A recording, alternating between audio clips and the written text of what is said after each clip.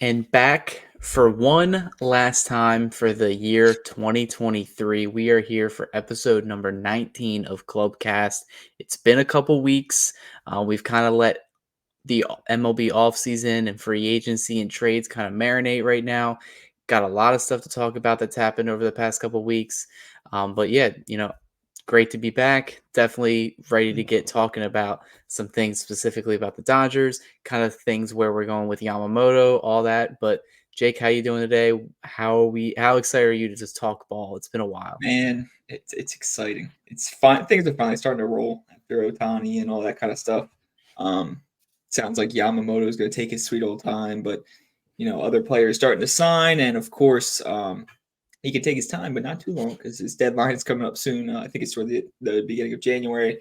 So we're gonna see the ball start to roll, and then next year, a brand new year, we're gonna have brand new stuff. Yeah, I mean, I'll just pivot towards it because you brought it up, Otani. I mean, that's the thing we've been talking about pretty much on this show, over on the Bleed Lows podcast. That's what we've been talking about over pretty much anywhere baseball media wise.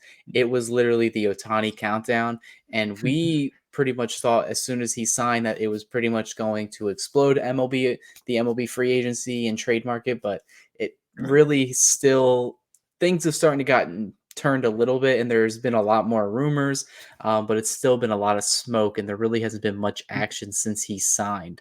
But we'll go right into it. The team that seems to be moving the most, or at least it's the most active in terms of the free agent market and trade market, has been the Los Angeles Dodgers. This is a big off season. They go after back-to-back NLDS losses, not just against any other teams that have been in their division. It's been a pretty embarrassing road to get here. And we kind of talked about it where Otani's kind of that big fish. Do the Dodgers need him? We kind of agree that they don't. But the thing is that the Dodgers kind of had to make that big move to not only re-engage fan interest, but to show that they have, they have the ability to still spend and compete. So obviously, it happened a couple weeks ago now. I believe 2 weeks ago, this coming Saturday. But yeah, Otani signed that 10-year contract for $700 million with the Dodgers, the largest contract in North American sports history. And to add icing on the cake to that, $680 million of that is being deferred. So there's a lot to take away just from that alone. Kind of want to get your thoughts, like immediate reaction of like when you saw the number and the years, like what were you thinking for what the Dodgers did for Otani? Yeah, it was weird. It was real weird because, like you said, it's the biggest contract in sports history. I mean, even like Lionel Messi only gets 550 million in that crazy contract that he got. Um, at first, obviously, it was like, okay, I knew the Dodgers had money, but 700 mil, $70 million a year. Like, where's the rest of the room? I'm sure a lot of Dodgers fans were like, hey, we need pitching too. Like this can't be the only thing that we do. They were probably a little scared. I mean, $70 million you're looking at a year is like more than some people's payroll. Obviously not the big market Dodgers. But then soon after you saw the deferrals and it made a lot more sense. It was like, okay, so this is the game we're playing. We're going to see another Freeman masterclass, just like we always do. So yeah, it was at first it was like, man, this doesn't make sense. Like it doesn't seem like something the Dodgers would do. Like you said, they lost in the NLDS 2 years in a row. Obviously, have been underperforming other than their one World Series.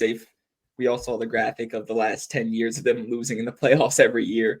Um, it didn't. It made sense that they would. It was like almost believable that they would pay 70 million a year for him because of what's happened in recent years. But then when you saw like the deferrals and the $2 million a year and only the 46 against the luxury tax, it made a lot more sense because the Dodgers don't do a lot of stupid things. I mean, even in our lifetime, even before our lifetime, the Dodgers don't do many stupid things. So once that came out, it made a lot more sense to me. Yeah, I mean, pretty shocking is how I would put it when I first saw like the years and then the money.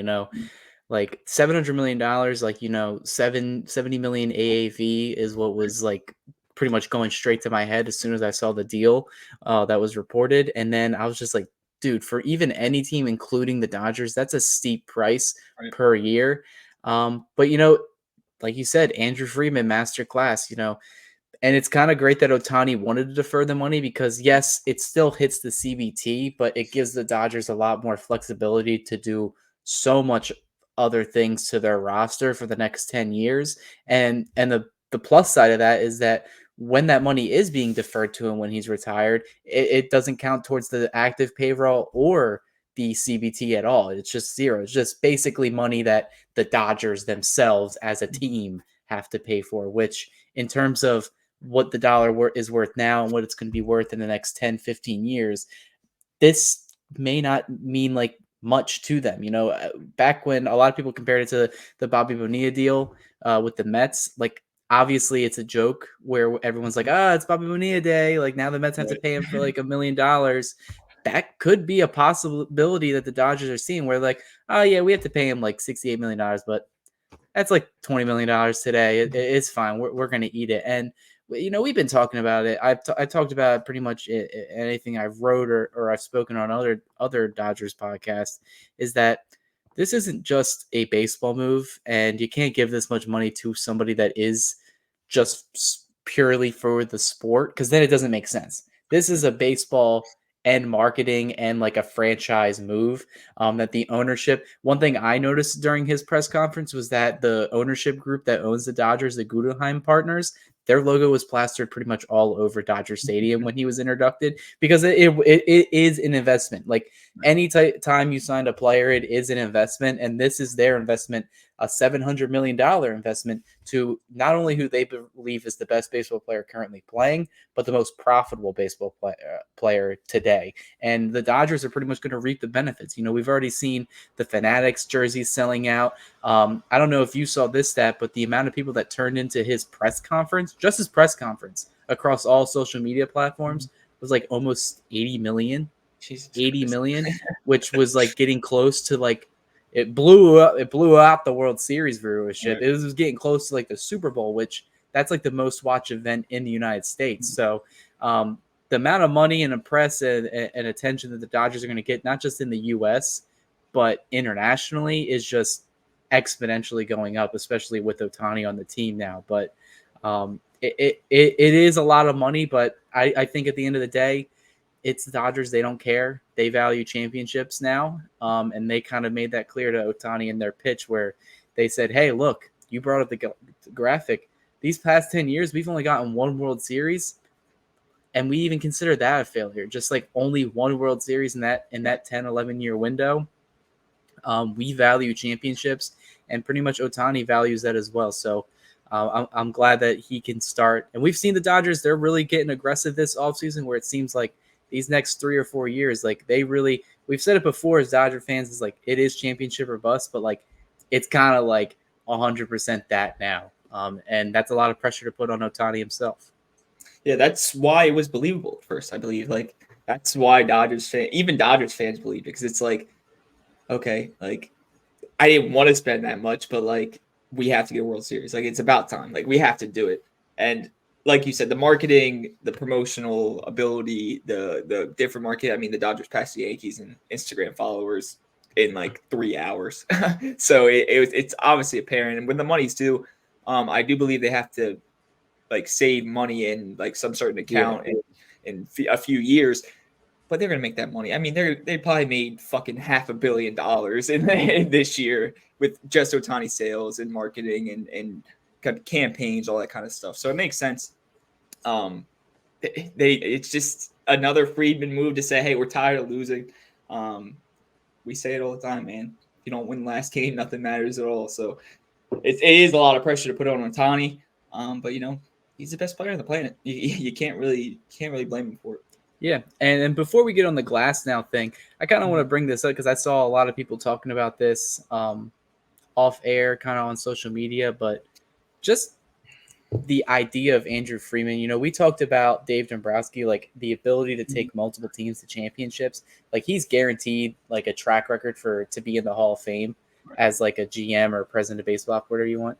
Andrew Freeman is like he could probably make the argument that he is also in that group now too, Mhm. because he has been to multiple World Series. He's taken the Rays from a mediocre to he went to the World Series in '08. He was running that Right. team in that year. And then just Understood. look at the players that the Dodgers have brought in, especially in this window of like 4 or 5 years. Like you're talking Max Scherzer, you're talking Trey Turner, you're talking Otani, you're talking Mookie Betts. Like you're talking about these are some things that maybe that one GM is like that's like a career altering. Like oh, Yeah. I'm just gonna end it One at move. Betts. Dodgers are playing MLB The Show over here with Andrew Freeman, so that's just something to keep in mind. But the second part of this, obviously, is the Dodgers' biggest need this entire offseason has been starting pitching, and they kind of give one up in a young, controllable, cheap arm in Ryan Pepio, but they get one of the highest upside guys in recent memory in Tyler Glass now. And you and I both are huge fans of Tyler Glass now, but I kind of want to get your thoughts and opinions on kind of Glasnow's health, what he has the potential to do, and then how big of a move is it for LA and their rotation, which is I won't say it's the worst in the league, but it's also not like typical Dodgers esque where it's usually like a deep 5 man rotation every year. But yeah, I want to kind of get your thoughts on that. Yeah, what you said is honestly the reason why it happened. The Dodgers are used to having their stacked rotations, whether it was like when they had prime Kershaw and prime Greinke, things like that. Um, Obviously, it's a win now move. Pepio is going to be a guy, and he just fucking sniffs Tampa Bay Ray. He'll be there for 3 to 4 years, probably pitch to like a low 3 ERA, and then get traded for somebody else, like they always do. But the biggest thing that I liked from the was definitely a Dodgers move was the contingent on the extension. Obviously, people are going to say, I'm a spin master, I'm a salesman. So obviously, people are going to say, oh, this guy hasn't pitched. This guy only has, 500 innings in his whole career. Yeah, the guy only has 500 innings in his whole career. If he has the next 5 years, he don't have 2,000 innings on that arm. I know he's had problems with his elbow and shoulder and things like that, but he's not, like I said, he's not taxed. I mean, he's got a rebuilt arm. It's like you put a metal arm in me, you put Terminator in me. I can throw whatever I want. I think that's the biggest thing that I would take away from it on the positive side. Obviously, you can look at the negative side, as in Dodgers don't have a good track history with arm injuries. We've talked about it a lot. I don't know how this compares to the other ones. A lot of times, it's younger pitchers or pitchers who have been taxed a lot through the organization and when they were younger.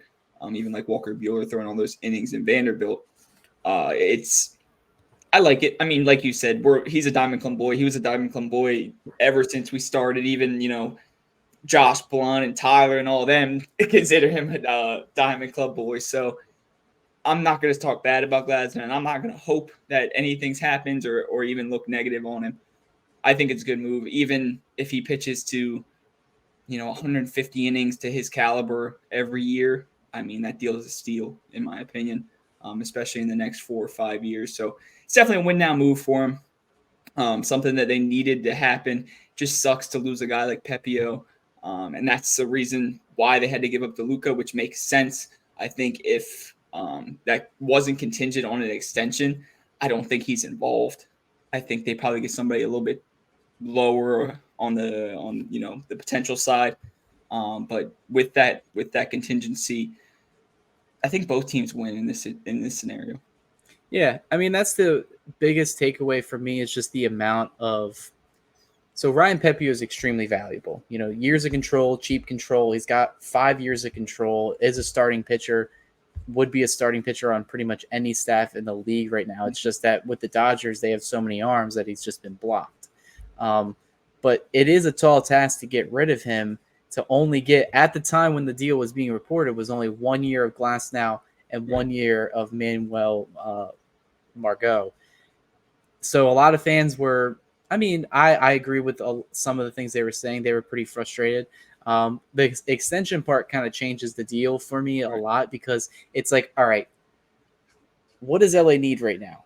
obviously they have the prospect capital and the depth to like not only contend this year but for pretty much the next 5-10 years. But when you're in a win now mode, sometimes you just have to give up a little bit to get what you desperately need. And I think the Dodgers desperately need not pitchers but proven pitchers that have been in the league at least for a couple years. I know Glass now doesn't have a ton of innings under his belt, but he has a ton of years under his belt. He has a ton of experience. He has a ton of postseason experience. This is a move that the Dodgers made specifically for October. We all know this time next year in October that the Dodgers are likely going to be in the dance. They are going to be there, but they have to find their best way forward to win not only a game but series and get to the World Series because it is World Series or bust. And Glass now, while his postseason track record isn't the greatest, he has had some pretty good starts. And if you can get that guy working and healthy come October, that's all the Dodgers really care about in this deal. It does suck to get rid of Pepio, but compared to the other arms that are out there, especially in the trade market, where I've kind of been preaching that Corbin Burns, he's definitely not getting moved until probably the trade deadline, if at all. But he's also a guy that won't sign an extension. And I think the Dodgers not only need to get arms, they need to get controllable arms or someone that they can realistically extend. And that's why I've been on Glasnow's train pretty much for the past couple of months, where I said if there's one guy that they could trade for and extend, it would probably be Tyler Glasnow, just because he would probably want an extension because one, his health history, and then two, yes, he would want to get the guaranteed years and the money. And he's been playing for small market teams his entire career. Those types of players are usually more keen to the idea of signing an extension before testing free agency. Where in the terms of Corbin Burns and more than likely Dylan Cease, when those guys hit free agency, they're going to go test the market, and the Dodgers pretty much don't want to get in a bidding war with a bunch of these other teams, especially with starting pitching. But I definitely like the Glasnow move. I'm super high on it. I'm glad that they signed him to an extension. So now we get 5 full years of Tyler Glasnow in Dodgers blue. It's definitely a big move, and it's definitely a big move for them for October. Yeah, and with the way the Otani contract was structured, obviously they're not out of the other pitchers. I mean, now they have Glass. Now that they need to build a deeper rotation. I think, you know, when would we ever see Ryan Yarbrough having like big innings for the Dodgers? Like 5 years ago, if you told me Ryan Yarbrough is going to be your fourth starter, I'd be like, get the fuck out of here. I mean, it's not a thing the Dodgers do. Um, so I think, yeah, I think the extension is important, but I think the deal is even better. I mean, for a guy that has all the leverage, I mean, like this trade isn't going through unless you sign an extension. I mean, the extension is obviously favorable to both sides. A guy who's had injury history, like you said, has been on a couple different small market teams now, coming back home to California. Just seems like a win all around for everybody. Yeah, it's definitely a win. We'll see what it means for the Dodgers in 2024 and then in the postseason. So, but kind of staying in the National League, the teams that have been making the most moves have probably been the Dodgers and the Braves, and the Phillies have kind of been rumored for a lot of guys, especially Yamamoto, who we're going to talk about later. Um, yeah, there is a I don't know. Is there a gap now between the Braves, Phillies, Dodgers, or is there another National League team that can come in? Like, did the Dodgers sign enough to get them to that number one team in the National League? Are the Braves still the front runner based off of their track record in the past 2 years, or have the Phillies? You know, they've had a lot of postseason success these past 2 years, where they're pretty much scary to face in October. Or is it like the D-backs who have been spending tons of money in terms of where they value money? And is someone else in that National League hierarchy now, or where are you kind of seeing like the National League teams ranking? If anything, if pretty much everything stayed the same right now, and then we went to October. If you break it down, obviously, I'm being a Phillies fan. I'm going to be favorable to the postseason performance. I really still think it's. I mean, it's a three-team race. You have your three big teams. You have your Braves, your Dodgers, and your Phillies. But the Diamondbacks made some good moves, man. You can't count them out. They're a developing team, young team, signed Gurriel to an extension. signed, who was the other one they signed? They signed Eduardo Rodriguez, was the pitcher that they got on a pretty cheap deal. So that's another team that you can't count out. It's tough to say how they'll finish. I can tell you how they'll finish probably in the regular season. I mean, I'm sure the Dodgers will win the West. I'm pretty sure the Braves will still win the East, but the Phillies are probably a 90 to 95 win team without any moves.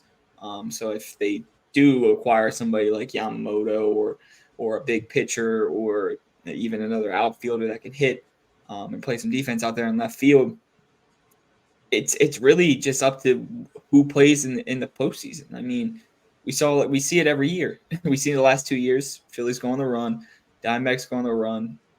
You really just need a lot of depth, like what the Astro teams were built of since 2017. That was the reason that was a lot of the reason why the Astros didn't make it last year is because they didn't have those guys that could come in and play roles and do things to elevate the team to the next level. I think you need obviously your star power. You need your guys who are going to drive in the runs, hit the homers, make the moments. But you need role players that can step up and fill those smaller roles, like Ketel Marte. I mean, he had a hit in like every postseason game. Obviously, he's one of their better players, but nobody expected that out of him. I think pitching is a big thing. The Braves pitching is obviously fishy in some areas. A lot of injury history. Again, the Dodgers pitching is fishy and a lot of injury history. So it's tough to say postseason wise, but regular season, I think it's still Dodgers. I think the Dodgers are one. I think the Braves are two, and then I think the Phillies are three. It's kind of shocking. I didn't expect you to pick the Dodgers as one. Yeah. Because I'm not even going to be a homer on this one. When I look at the National League and kind of the teams that I'm seeing, it's kind of one team is probably the most complete out of all of them. And I'm still just going to agree that it's probably the Braves that are the most complete just because the 1 through 9 hitters, almost all of them are locked up.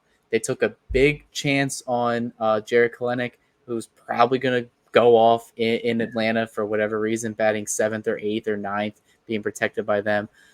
Their biggest concern for me is similar to the Dodgers, is their starting rotation. They Right. don't seem to have as much depth as they've had in years past, and health has been a huge concern for them in the past year because Max Fried's been battling injuries. I was very surprised that they picked up the option on Charlie Morton, who's kind of father time. He's getting older, so that's their biggest issue for me is their rotation. But in terms of complete roster, 40 man, like the Braves still probably have like the biggest advantage there. The Phillies, I'm going to rank right underneath the Braves just because in terms of the offensive power and then the starting rotation, we've been saying this for months. The starting rotation for the Phillies, even with losing some arms right now, like we don't have Lorenzen anymore, and you still probably have the most complete pitching staff because even their bullpen is extremely underrated now, where they kind of had a lot of stuff click in the second half. Obviously, Kimbrel, if you want to remember his postseason, I awful. don't. But if you looked at his season as a whole, he kind of was a decent arm in that Phillies bullpen. So you will have to replace him, but that's bullpen arms. They're so easy to replace. Like it's a different name every year. But the Phillies pitching plus the offense kind of makes me put them in that second tier. But then like right behind them, like a smidge, is probably the Dodgers because I think the Dodgers have pitching. I just think they don't have proven arms. I still think guys like Bobby Miller, Emmett Sheehan, Ryan Yarbrough is a journeyman. He can give you innings, which is what Oh the yeah. Dodgers are going to need. They're going to be like, give us innings in the regular season. Thank you for doing that. You're not on the postseason roster, but you're a hero. Here's a star. Right. The Dodgers are going to get the pitching along until they get to October, and then they'll hopefully have a better game plan this time next year in October to get further than the NLDS. But I just look at their offense and it's still pretty much the same as last year. And last year they scored, I believe, the second most runs in baseball, right behind the Braves. They set an LA record for 900 runs scored, and they pretty much replaced JD Martinez with an even better DH in Shohei Ohtani, where you're gonna get at least maybe 10 more home runs, an OPS against both sides over 900. He one dotted it all last season, so just adding Ohtani adds a little bit of oomph in your lineup now. And JD Martinez was no slouch there either, but pretty much you still got Betts, you got Freeman, you got Ohtani, you got Will Smith, you got some of these rookies from last year like James Outman that are definitely going to hopefully take another step to their progression next year. And then we got some other guys like Max Muncy, where similar to Kyle Schwarber, yeah, he may not have high batting average, but he still may hit 35 to 40 home runs on a give or take on a single year. So I'll put them at third, but it's extremely close. A lot can change for all these teams depending on what moves they make for the rest of October. But obviously, I think it's pretty clear that those teams are the top three. I do like the moves the Diamondbacks have made, but like you said, they're going to probably most likely be a wild card team. And then with the way the postseason format is, like, you can't really predict anybody going further, but they are making some good moves. But I don't know. I still don't have as much faith in them repeating what they did this past year, this upcoming year, even with the moves they made. I think that's the biggest reason why I don't think the Braves are the best team in the NL. I think when you break it down, I mean, is Marcell Ozuna going to hit you 40 home runs next year? 40 home runs and 100 RBIs from that guy. Is Acuna going to be an MVP level player? I mean, like you said, one dotted OPS, 41 homers. Eddie Rosario is going to give you a valuable timeout and left. I mean, they picked up Kalenic, but what is that guy going to do? Obviously, I high hopes for Kalenic and a lot of potential.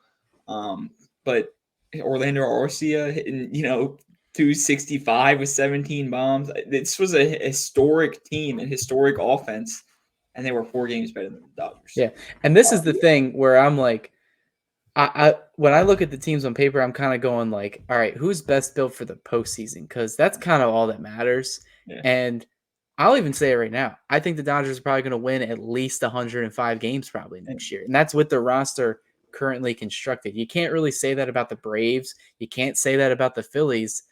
But out of all that teams, once the October comes, the team I'm scared of most that's going to go on a run is probably the Phillies or maybe even the Diamondbacks, where it just seems like they're built for short spurts rather than the full 162. Because the Dodgers, they're going to take advantage of their division. They're going to take advantage of the other weaker teams in the National League. They're going to stat pad. They're going to get their money's worth during the regular season, where especially now you sign Ohtani and everything, where he's going to be a huge piece in that lineup. And the big thing about Ohtani being in that lineup is that when he was on the Angels, you could just walk Ohtani and then attack everybody else. Ohtani may go crazy this year in terms of RBIs and runs scored, just because now you can't really pitch around Ohtani. What are you going to do? I imagine the Dodgers are probably going to bat him second, which is where he's had a better OPS throughout his career. So you got Betts, Ohtani, Freeman, Will Smith, Max Muncy. Like, Which MVP do you want? there's really not much leeway, wiggle room to pitch to in that lineup. So they could very well finish with the most wins in baseball. But in terms of the postseason, when I'm looking, all right, it's a short 5-game series, still a little iffy on it because the bats can go extremely cold. That's the argument. I mean, we kind of figured out the script. I think the Phillies figured it out more quickly than most teams. 2, 3 elite starters, and then a lineup that can just mash. We saw it last year, like you said, with the Diamondbacks, Merrill Kelly, Brandon Pfaadt, and the other dude that I don't want to talk about because he hates the Phillies. But it's just like that kind of seems like the way you win in the postseason. And I think the Dodgers are trying to get to that now. They get that Glasnow guy. Probably going to get another pitcher that's elite. It doesn't matter where they're come from. If they miss out on Yamamoto, I'm sure Friedman's not going to be done with just that rotation. And then obviously not this year, but either next year or the soon after, you're going to get Ohtani back on the mound. So now you have your 2, 3 elite starters, and then your lineup that just mashes. So I think that's the biggest thing. It's all about pitching, man. It's all about pitching. They say it in football: defense wins championship, pitching wins championship in baseball. That's why most people are scared of the Phillies. I mean, the Phillies hit bombs, but they can also go games where they strike out 15 times. It's not a pretty sight sometimes. But I can tell you that Zach Wheeler's going to go out there and give you less than 2 runs every game. I can go out. I can tell you that Rangers going to give you 5 solid innings at least, or 2 innings in relief out of the pen. And then I'm hoping we get Elite Nola again, and just lights out strikeout pitching. Can't get through anybody because you hit a ball 3 out of 10 times. You're an elite hitter. You give up 3 runs in a game. You're a pretty good pitcher. It's a different dynamic. Yeah, I definitely agree with all that. Um, October counts, and the Phillies are the one team in the National League right now, at least in recent history, past 2 seasons, has pretty much handled this new postseason format probably better than anybody.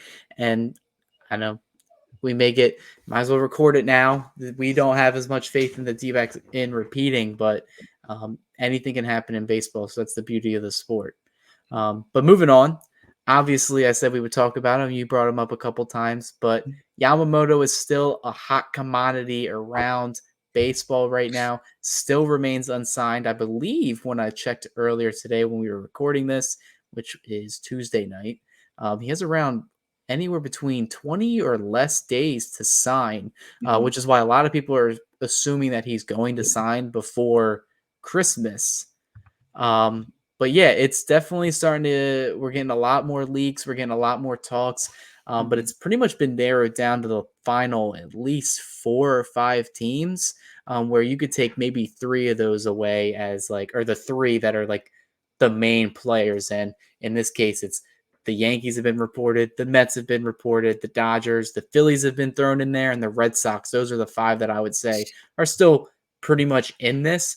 And in terms of being an agent for a player, Yamamoto's agent is probably having a field day with the teams, the 5 pretty much biggest markets Yeah, I was gonna say. competing for one arm. So um, I'll ask you a couple questions about it, kind of get your thoughts about it. Do you think he signs before the new year, probably around Christmas? And if you had a guess on it, does he get over 300 million? And if he does, or if he doesn't, which team do you think probably he goes to? It's tough to say. The deadline is January 4th, so that would be his last possible day. There was reports that came out today. I'm just reading Talking Baseball. Is that there's a growing sense that he won't sign until after Christmas. There was reports that, like you said, that he's getting ripping my eyes out some more. There was reports, like you said, that he's up to upwards of $300 million. But then there's reports that no team, just like Otani, no teams were they were informed not to discuss numbers.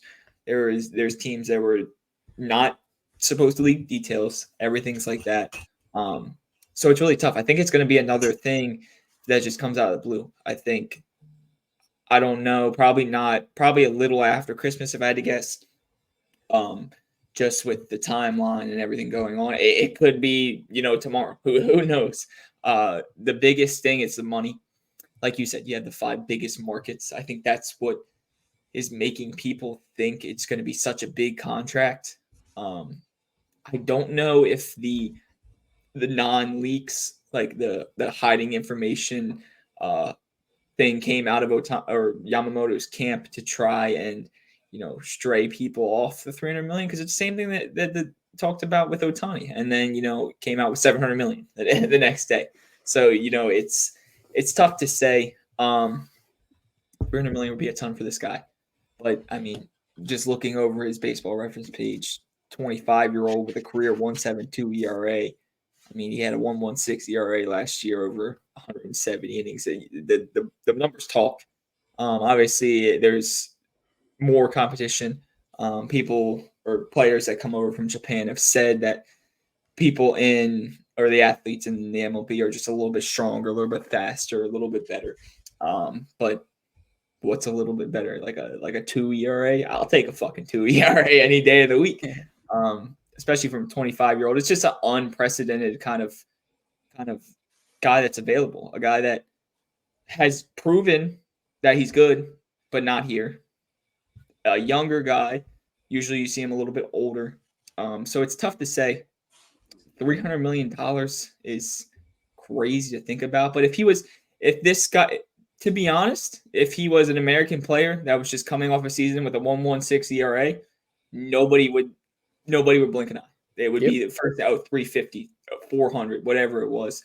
So it's a transition between Japan and here that's really kind of holding me up on the dollar amount. But you never know how good these guys' scouting departments are, how the meetings go, and of course, like you said, what the agents doing behind the scenes with five biggest markets in the league bidding on them. Yeah, I definitely agree with that. I think the biggest question mark is just, and this is where I've been kind of worried about giving him a deal that like this, is that you don't know what the transition to baseball in Japan to the United States is going to be. The baseballs are different, the mounds is different, the level of play is different. Like, yes, they are professionals over there, but it's different when you come over to the MLB where you're taking everybody from the world, not just the United States, where he's just playing against the best people in Japan. And then you get the outliers from other countries like the journeymen that are trying to make a comeback or a career for themselves elsewhere. But yeah, I agree. You look at his age, you look at the stats that we've all mentioned, the 1.66 ERA last year is just incredible. Any team would likely die for that. And then Mhm. I just feel like you have to put like, all right, he has a 1.66 last year. Let's just add it like a run and a half, maybe 2 runs. You're still getting a guy that has an ERA under 3, and that's pretty much getting close to ace level here in the United States. So I think everything from what I've read and seen is that most of his stuff will translate to the major leagues, but it'll be a little bit of an adjustment. But just looking at his age, I mean, it makes sense that he can get a contract either at or above 10 years. And that seems to be whoever signs him is probably going to have to give him either 10 or over to win his services. And then the dollar amounts, that just comes with, the longevity of the contract. If you're giving anybody a 10-year or more deal, it's going to be over 300 million. That's just the way pitchers are paid in the league now. That's just the standard rate of what they're getting paid. Like you're talking about say you sign him for 10 years, 25 million. Well, that's $250 million right there. So teams that see that they have an ace, if they're going to bump it up another 5 million per year, 30 million, well, there's your 300 million right there. So it doesn't sound too bad. Mhm. I definitely think a lot of teams are going to be bidding for him. Some teams need him more than others, but I really think it comes down to comfortability and kind of. I don't think the team that gets him is going to be the one that pays him the most money, even though it seems like I feel like it's like the Otani thing, like you said. I feel like he knows where he wants to play. I Yeah. think he's really just trying to court all these teams. His agents trying to court them, trying to get everybody to present their dollars and years. And then the team that he really wants to go to, he's just going to want to get them to match. And like we saw with Otani, I really think um, this kind of deal and the kind of things that he wants, I think it just screams Dodgers. I really think he probably ends up there. It will be shocking to see a Dodgers pitcher sign for that long. I mean, their longest 10-year contract to a pitcher in franchise history was Kershaw, and it was like a 7-year, $215 million deal. So that would pretty much blow that one out of the water. It would be the largest contract by Freeman for a pitcher in his tenure as the Dodgers Right. president of baseball ops. But I don't know. I feel like it's probably, if I had to pick it, it's probably going to come down to the Yankees and the Dodgers. But I really think he would rather play with Otani, and I think he would rather be more comfortable on the West Coast than going on the East Coast. But that's just me. I Mhm. definitely could see him signing anywhere else. I really don't see him sign with the Mets. I'm really gonna see like people may like screenshot it, but I don't think he would want to play for the Mets. I really don't, because if you're gonna value money, maybe, but if you're gonna value money, winning, and consistent winning, the Mets don't show that. The Yankees in recent history don't show that. And then I feel like the Phillies, a lot of people were saying, well, why are they in this? And I was like, all right, well, they do have a pretty big hole next offseason when Wheeler tests free agency. Maybe they're just like, all right, we'll get one more year of Wheeler. Let's get Yamamoto, have them team up together, and then that's who replaces him in the future. And like you said, every team should be in on this guy, especially if you're a big market team. So it makes sense that the Phillies are in it as well. I just don't know if in terms of Japanese players, if the Phillies have that much like likeness. I don't really know because I can't really think of many like historical Japanese players that have ever played for the Phillies. But in terms of getting paid by Dombrowski and then winning, I mean that seems like a match made in heaven. But I really think it's either the Dodgers or the Yankees. This may be very insensitive, but the only one that I can remember is Sotaguchi, and that was like 15 years ago. No, I think what you said was perfect. I don't think we've heard the quotes about wanting to play in the bright lights and the biggest state of moments and things like that. I just don't believe the Mets have that either. I mean, yeah, you look. I think these guys aren't dumb. When you're coming over from Japan to a whole different country and 10 years for your first decision. Not like he's coming over and having, even like Otani having, 6 years of team control and then being able to do what he wants. He's going to be there for 10 years. I think the biggest thing for him is organizational success and stability and things like that. You even saw it in the Otani contract. If Freeman goes, Otani can opt out because he knows that, okay, while he's here, I'm having stability. I'm going to have a winning process at least. And I think that's what's keeping the Phillies in there. While we were unsuccessful for the last, decade or whatever it was, we have an incredible management system with Dave Dombrowski and Sam Fold and John Middleton and even the roster. I mean, you can look at our roster and then look at it in 6-7 years, and half of them will still be there. You have these guys like Nola, like Harper, like Trey Turner, hopefully like Stott and Bomer and guys like that will be here for half a decade at least. I think that's what's really keeping us in there. And then you look at teams like the Dodgers, Yankees, Red Sox, consistent winners, storied franchises, some of the oldest franchises. Probably three of the four oldest franchises in the league. I think that's the biggest thing. I just don't know how. I don't know how the Otani thing is. I don't know if they're like boys or people are just making this like a thing because they're both from Japan. Because I see it all the time. You see pictures with Lars Nootbaar with these guys all the time, and it's like, okay, like are they're boys or like is this because they played on the team together? Like, are they having fun? I don't know. I think, like I said, it's leaning Dodgers probably in my head. Most things are leaning Dodgers. I'm on Dodgers Twitter like half the time now, so I gotta have to be. But you saw a guy like Tanaka come over and sign with the Yankees and have a good career with them. So that might be a little spotlight for Yamamoto and what he's thinking. It just seems like you said, he wants to be a consistent winner in the biggest lights, and I like that. A lot of Japanese player like that. Even like the guy that went out to the Giants. I mean, the Giants are a franchise too, so it's good to see that these guys care about winning. A lot of them care more about winning than some of these American players, which is nice to see. But it's the over like the outlying factors, like the Japanese presence, the winning, the area. Like you said, you want to be on the West Coast, you want to be on the East Coast. Does he like cold weather? Does he like warm weather? Who knows? It's kind of a guessing game with these contracts as these guys not wanting anything leaked. But it's fair to them. It's their life. It's going to be their career for the next 10 years. So it's really going to be interesting for the next. I mean, what do we have now? Like 15 days left before he has to sign. Yeah. I mean, to go off of some of the things you mentioned, and he did, you can't never confirm or deny whether he said it or not, is that it's rumored that he wants to play under the bright lights with like the crowd with him and then like all the eyes on him. It's kind of looking like that team is no longer the Yankees or the Red Sox. It's really the Dodgers. And we were kind of talking about this off air for the Bleed Lows podcast and Dodgers Beat. And I said, one, the Dodgers are going to lead attendance next year. They're probably going to blow it out of the water. They hold the record for most attendees for a whole calendar year, or baseball calendar year. In 2019, they set an attendance record. They're probably going to get over that by a lot with Otani signing there. Probably over 5 billion. I think it was like 4 point something billion in 2019. And we've been to that stadium. It's pretty massive, and I imagine when it sells out pretty much every game almost, except for those weekday games, Dodgers gonna be making their money back that way.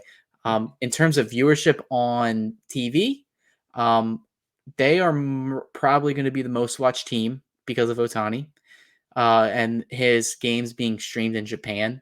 That was one of the things that the Angels made a lot of their money back on, was because their games were actually streamed in Japan and they made money off of that. Um, Another thing I thought of is that, all right, big lights baseball postseason October. Well, I can already guarantee you that the most watched postseason game, and I brought this up to them, is probably going to be the Dodgers' first game, game one of the NLDS, because everybody that's a Dodgers fan on the West Coast will be watching it, and the entire country of Japan will probably be Yeah. watching that game. You can make even an argument that the most watched game of 2024 in the regular season is probably going to be that Seoul Korea series between the Dodgers and the Padres, because Mhm. pretty much everybody on that side of the earth is going to be watching in and tuning into that game.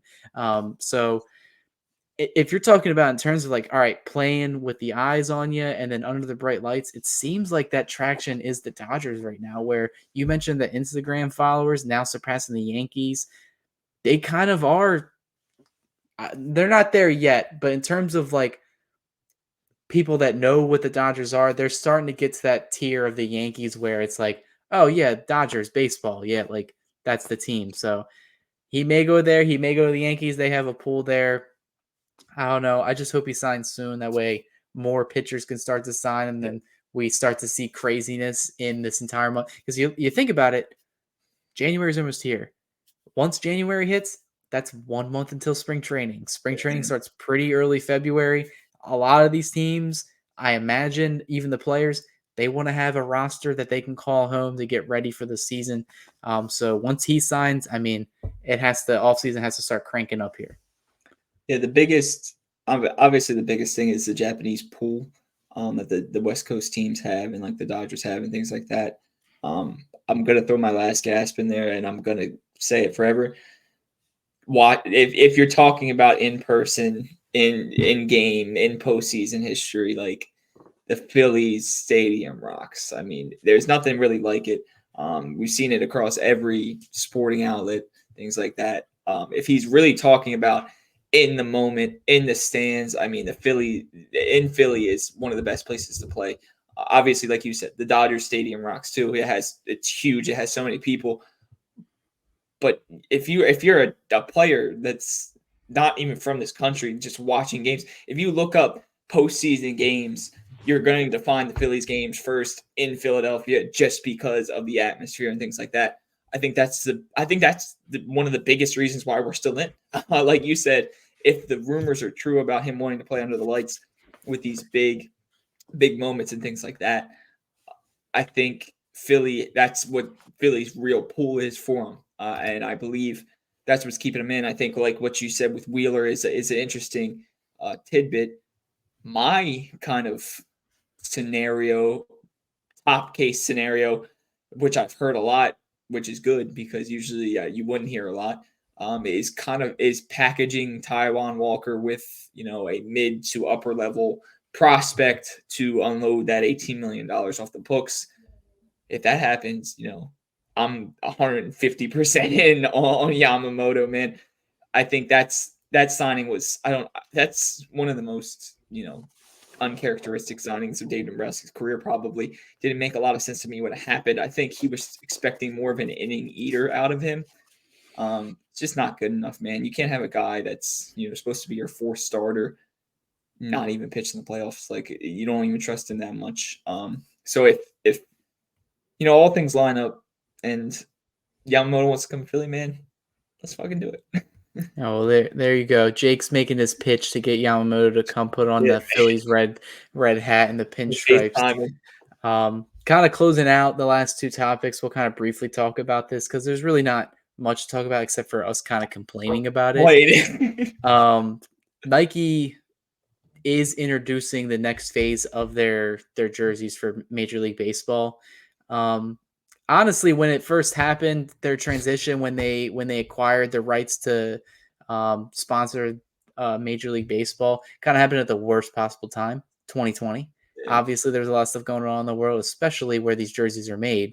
So, yeah, obviously they kind of kept the majestic material and they slowly but surely transitioned more Nike like brand in the product.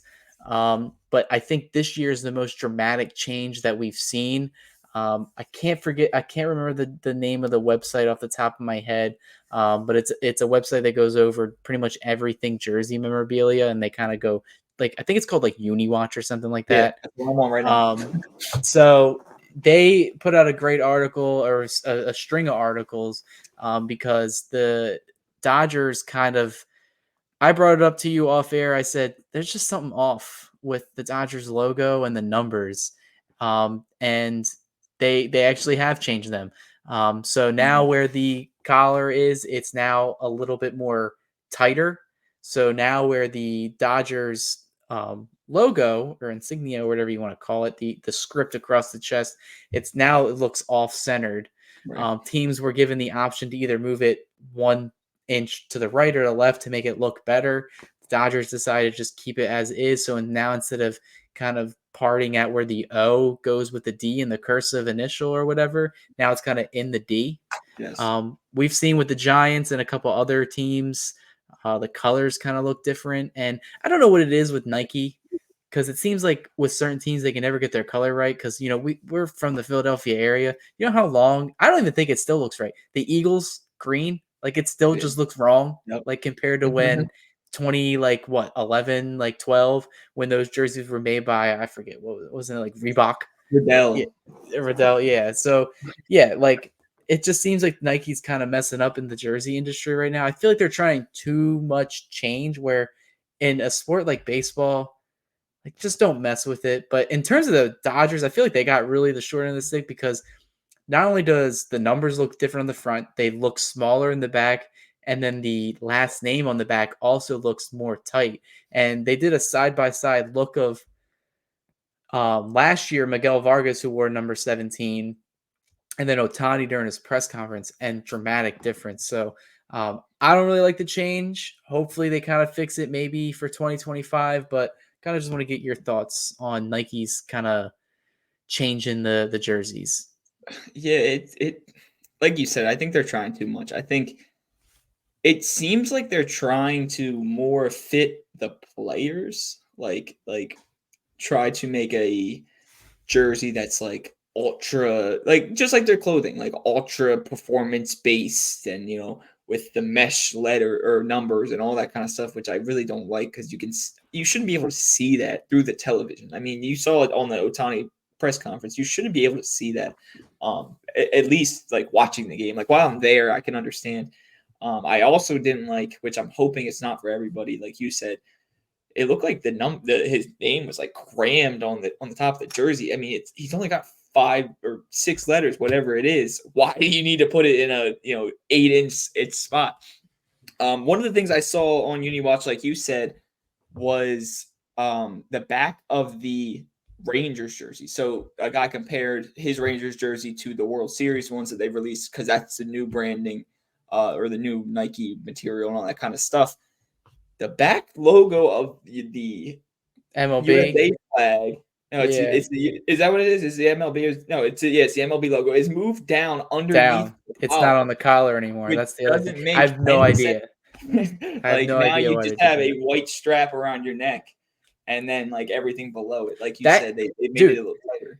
that used to be the thing where I was like, all right, me and Jake are a little bougie when it comes to jerseys. So like I can tell, at least me, I can tell when I see a fake jersey, especially a Oh fuck Dodgers yeah! one, where the logo was for the MLB used to be the giveaway. Because if it wasn't on the collar right there, then you could be like, oh yeah, it's not real. Yep. Like, but now it's like they moved it down. And then that's why I think the Otani inscription on the back looks smaller because not only do they have to push it down to make room for the number, Mm, because the MLB logo is now pretty much like an inch or 2 inches down. Like it's not yeah. as much as like the numbers. It's like a couple inches move from like when you Yeah. take it from your collar and move it down pretty much on the back. Like that Mhm. looks weird. I don't know what they're doing. And I really hate the holes in the number. That's a design that's for every MLB team this year. So everybody's getting that. I forget the wordage for it. I think it's like perforated Yeah. or something like Yeah, that. perforated. Yeah, that's like just the design of like holes and it Right. looks cheap. Um, if you look at some of the college baseball teams that Nike sponsors, some of them look fire, some of them Yeah, look awful. And right. I feel like if you're going to experiment with them Mhm. in terms of baseball. Like, don't really change much. And I know it's something dumb to complain about, but when that kind of makes me not want to buy like an authentic jersey when they're like 350, $400. Like, if it looks like it's cheaper material and a cheaper quality, like, I just don't see me buying it. Yeah, my thing, that's the biggest thing on the fans end. It's like, okay, I bought jerseys all my life, and now, like you said, in 2020 or whatever year it was, they switched to Nike. It's like, okay, so if I don't wear my Nike jersey, I look like I have an old jersey now. And now, I bought all these jerseys the last couple of years. Oh, now if I don't have the new Nike jersey, I look like I have an old jersey on now. It's why would like it just doesn't make sense to me. You have these storied franchises, especially like the Dodgers, and now you're gonna make it look like a gimmick. I think the biggest thing for me was the color difference. I mean, it was obvious. You can tell way more than I can with the Dodgers because that iconic Dodger blue has been, similar probably since they were like the 40s, since Jackie Robinson and shit. But like I saw with the Rangers jerseys online, it's way brighter. It almost looks like fake. Like you said, it looks like you're making. You said earlier about the MLB the Show. It looks like you're making a team in MLB the Show. It looks like you're trying to color match and things, and it's just not right. I hope that it's not as abrasive and obvious as we seen as we think. I mean, seeing them for the first time, obviously you're going to be able to tell every single little change. But the things that they have done just doesn't make sense to me. Like, I guess I can understand the mesh numbers for the players at least, but like the extra seams on the collar and the moving of the logo and the change of the numbers, it just doesn't make sense. I'm hoping it's more of like an authentic jersey thing and not as much for the replicas. But I mean, I guess we'll just have to roll with it. We didn't like any of the rule changes either until we saw them, and now we're okay with them. So it's just something we're gonna have to live with, I guess. That is a good point. So yeah, it's always to have an open mind. I think it'll look better once we get like, obviously, the people that were taking pictures of Otani in his jerseys. Like, some of the ones that were taken by like a phone, they looked bad, but some of the ones that were taken by an official MLB photographer, the jerseys didn't look too bad. Right. So I think it's just a matter of time of seeing those jerseys in action come spring. So um, I will hold off my judgment until then. But other than that, there's pretty much nothing else to really big to talk about this episode. In terms of what we're doing here at the Diamond Club and on ClubCast, we're more than likely probably going to wait until 2024 comes. Hopefully, by that first or second week of January, we got a lot more news. We'll definitely have the Otani, or not the Otani, the Yamamoto signing would be official by then. Hopefully, we can talk about that. But definitely make sure to stay in line with us, whether you're following the page, following Jake or myself. Jake also writes for his Phillies blog, which is what's the name of that That again? ball's out of here. Yeah, and then obviously I got with the Dodgers beat page and then the Believe Those podcast on there. Just make sure, honestly, we just love talking baseball, so be sure to follow us pretty much on the Diamond Club Zero. And then our socials are right there as well. But we will be back with our next episode come January. Other than that, anything else you want to say to wrap out the year? Nah, man, just keep in touch. Like you said, we probably won't be back till the new year, but we're gonna have periodic episodes of recapping free agency, any big trades that happen, kind of going over more than a cluster of things at once. Diamond Club is definitely going to be moving more towards the MLB portion more than just Dodgers and Phillies, because like Cody said, we both write for independent Dodgers and Phillies pages. So just stay in touch. We're gonna start trying to be a little bit more unbiased, but obviously it's gonna come out from our blood. But we're gonna have fun, and we've been having fun, so it's gonna be a lot for 2024. This is gonna be our year. Yeah. Well, that'll about do it for episode 19 of Clubcast. Episode 20, TBD, sometime in January in that first week.